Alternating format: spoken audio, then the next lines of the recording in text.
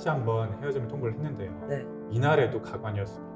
이날에도 도저히 남자분을 가지 못하게 붙잡고 대로변까지 나와서 카페에서 나와서 이제 대로변까지 다리를 붙잡고 팔 붙잡고 하면서 가지 못하게 하는 거예요. 울며불며 거의 네. 매달리는 수준이구나. 1시간이 아니고 2시간, 3시간 동안 계속해서 이렇게 집을 가지 못하게 하고 택시도 못하게 하고 그러면서 도저히 안 되겠다 느낀 이 남자분이 결국은 경찰서에 신고하는 상황까지 발생했습니다. 네. 와, 이거는 진짜 말이 안 되는 얘기인 것 같은데. 네, 안녕하세요. 살아야 끓은 MC 정애연입니다. 오늘은 덕명법률사무소 현창윤 변호사님을 모시고 이야기 나눠보도록 하겠습니다. 오늘은 사랑과 관련된 형사 약간 사건을 이야기해 맞습니다. 주신다고 들었습니다. 어떤 이야기일까요? 자, 이번 의뢰인분은요 20대 남성분이었어요. 오. 정말 굉장히 잘생기신 분이었는데 네. 그 배우 중에 안효섭 배우님이라고 잘생겼죠. 좀 샤프하게 생기신 분 있잖아요. 얼굴도 약간, 작고. 그렇게 생기셨어요 진짜. 진짜요? 처음에 상담 오셨을 때도 진짜 모델 하시는 분인가? 라고 오. 느낄 정도로 굉장히 잘생긴 분이었는데 네. 현재는 이제 대학교를 졸업하시고 이제 인턴 근무를 좀 하고 계신 분이었습니다. 네. 이분 같은 경우에는 원래 초에 만났던 여자친구분과 분쟁 때문에 법정까지 갔던 그런 사연입니다. 무슨 분쟁일까요? 자세하게 설명 부탁드릴게요. 이 여자친구분도 대학생이었고요. 네. 일단 동아리 활동을 하면서 만나게 된 여자친구였는데요. 네. 이 여자친구분 같은 경우에도 기존에 알던 분이긴 했는데 당시에는 친하거나 자세히 좀 알지 못했어요. 그런데 이제 여자친구로 발전이 되고 교제를 이어가다 보니까 집착이 너무 심했던 겁니다. 여성분이? 네, 여성분의 집착이 좀 도를 넘는 그런 상황이었는데 한번 좀 들어보세요. 네. 이 여자분 같은 경우에는 진짜 하루에도 수십 통의 카톡을 하는 건 기본이고요. 네. 같이 데이트를 할 때 다른 여자를 흘낏 쳐다만 봐도 하루 종일 면박을 줄 만큼 이 남자분을 사랑 아닌 사랑, 집착, 사랑에 이제 네. 발전돼서 집착으로 되었겠네요. 집착까지 된 그런 네. 분이었어요. 네.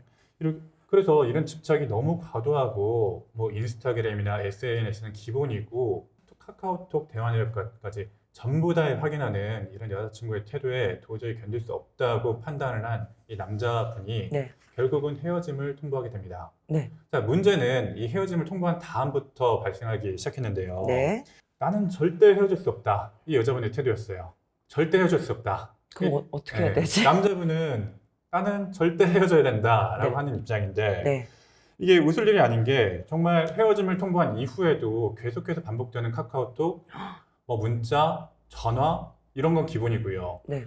이분이 계속해서 한 번만 더 기회를 달라 집 앞까지 찾아오고 계속해서 매달리면서 이 남자분을 괴롭히기 시작합니다. 과거 연인이었기 때문에 과거 여자친구에 대한 연민이나 어떤 그런 의리 때문에 좀 매몰차게 대응하지는 못했던 게 화근이었던 것 같아요. 네. 아예 연락을 안 받거나 네. 안 보거나 이랬어야 되는데 맞습니다. 그런 행동들을 못 하시고 네. 또 조금씩은 받아주게 된 경우인가 보죠? 네, 내가 일주일만 조금 받아주면은 감정이 정리가 되겠지. 한 달만 기다려주면은 감정이 좀 정리가 되겠지. 그런데 한 달이 지나도 두 달이 지나도 이분의 연락은 계속됐고요. 마치 혼자 계속해서 교제를 하는 것처럼 하루 종일 연락을 하고 계속해서 찾아오고 이런 행동이 반복됐어요. 이 남자분이 이제 취업을 했잖아요. 네. 취업을 하면서 업무상 전화도 많이 받아야 되고 그쵸. 하는 상황이 되었는데 그런 업무상 전화조차도 받지 못할 정도로 계속해서 전화를 반복하는 통에 회사에서도 평가가 좀 안 좋아지기 시작합니다. 핸드폰 계속 들여다보고 있으니까. 어쩔 수 없죠. 계속해서 올리고 있고 네. 중요한 전화는 받지 못하고 이런 상황이 반복되었으니까요. 네.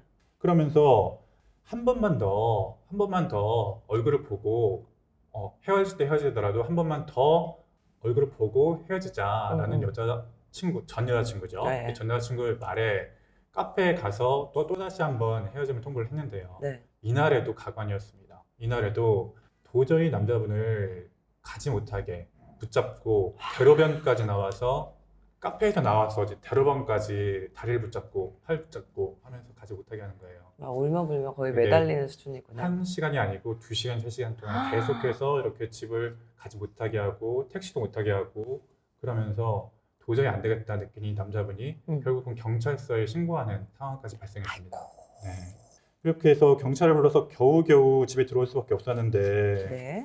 참 이렇게 하니까 도저히 이 이후에도 계속해서 이런 여자친구의 행동은 반복이 됐어요. 네. 네.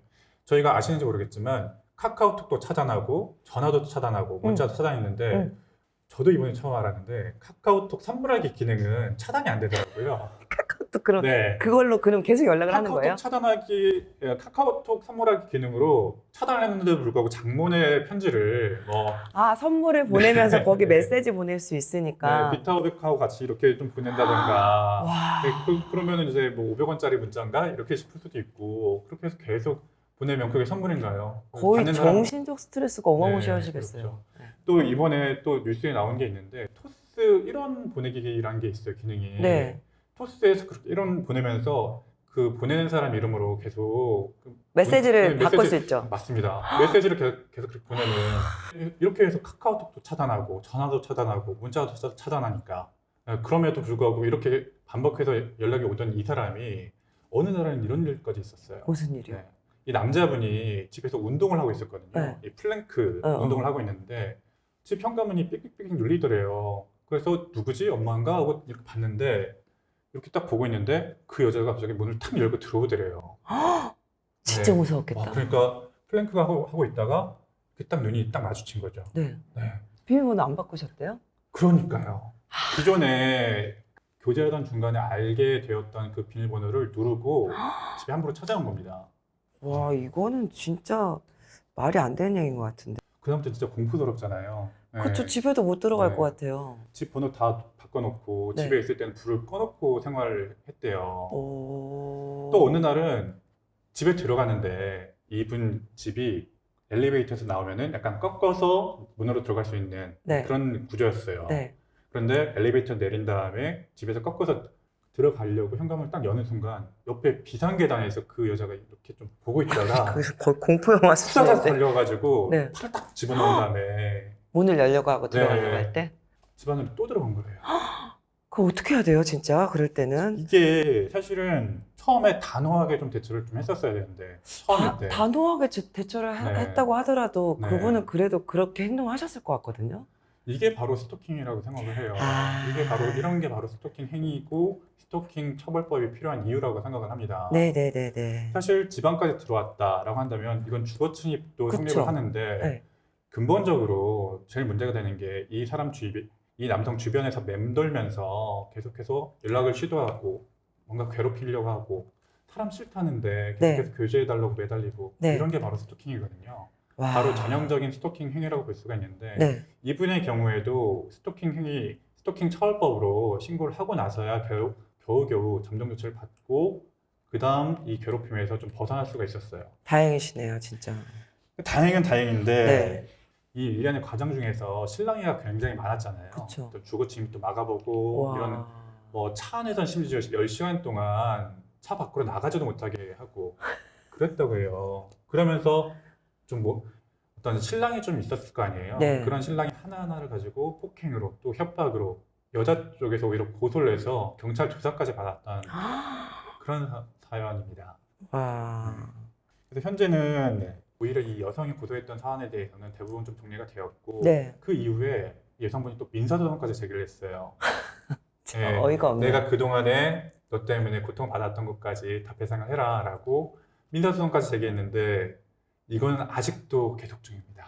아, 그러면 네. 결과가 완벽하게 아직 아직까지 정리가 나지 안 된 상황이에요? 결과적으로는 아직도 계류 중이고요. 아. 결국은 초기에 어느 정도까지는 좀 단호하게 대처를 해야 이런 법률적인 좀 괴로움을 겪지가 않고 우리가 어떤 법률적인 조치로 들어갔을 때는 그 절차를 진행하는데 굉장히 긴 시간과 스트레스가 필요할 수밖에 없어요. 그죠. 민사 같은 경우는 굉장히 시간이 길게 또 기본적으로 진행이 굉장히 길게 걸리고 네. 그 안에서 스트레스를 너무 많이 받으세요. 이걸 음. 받지 않으시려면 초기부터 좀 대처를 좀 잘하시는 게 맞습니다. 그럼 현재까지는 스토킹 그 네. 처벌법만 진행돼서 이제 접근 금지 명령이 내려진 상태고, 접근 금지 명령보다요 잠정 조치가 훨씬 더 네, 간이하게 받을 수 있고 네. 효과가 더 좋습니다. 그런 상태고 네. 민사는 네. 아직까지 진행 중이란 말씀이신 맞습니다. 거죠. 와. 근데 이게 참 사귀는 관계에서 네. 그 상대방이 스토킹으로 발전할 네. 거라는 상상을 못 하잖아요. 맞습니다. 이렇게 모든 사건에서 당연히 다 뭐 법률 조치를 취해야 된다 이렇게 보진 않아요. 네. 다만 도를 넘은 어떤 진짜 집으로 찾아온다거나 내가 너무 뭐 고통스럽고 나를 괴롭히려는 목적이 보일 때 그런 때는 이런 법률적인 조치도 고민을 좀 해보셔야 된다. 그렇게 생각합니다. 그럼 그럴 때는 변호사님을 찾아가서 상담을 받고 네. 진행을 하는 게 제일 적합한 걸까요? 사실 말씀드렸듯이 모든 사건에서 법률적인 조치가 필요하다고 생각은 안 해요. 네. 하지만 법률적인 조치를 취하기 전에 네. 일단 변호사와 상담 좀 하고 내가 지금 어떤 상황에 있는 것인지, 또 내가 할 수 있는 법률적인 조치는 어떤 것인지, 또 상대편이 할 수 있는 법률적인 조치는 어떤 것인지, 이런 것까지 좀 따져봐서 내가 정말 좀 고통스럽고 괴롭힘을 받고 있는 것 같다라고 네. 한다면은 그때는 어쩔 수 없이 법률적인 조치까지 가야죠. 네. 네. 알겠습니다. 네. 오늘은 현창은 변호사님과 함께 스토킹 사건에 대해서 알아보셨습니다. 여러분 고민하지 마시고 이러한 비슷한 사례가 있으시다면 변호사님과 함께 상담 받아보시는 걸 추천드립니다. 오늘 내용이 좋으셨다면 구독, 좋아요. 알림 설정 부탁드립니다. 감사합니다.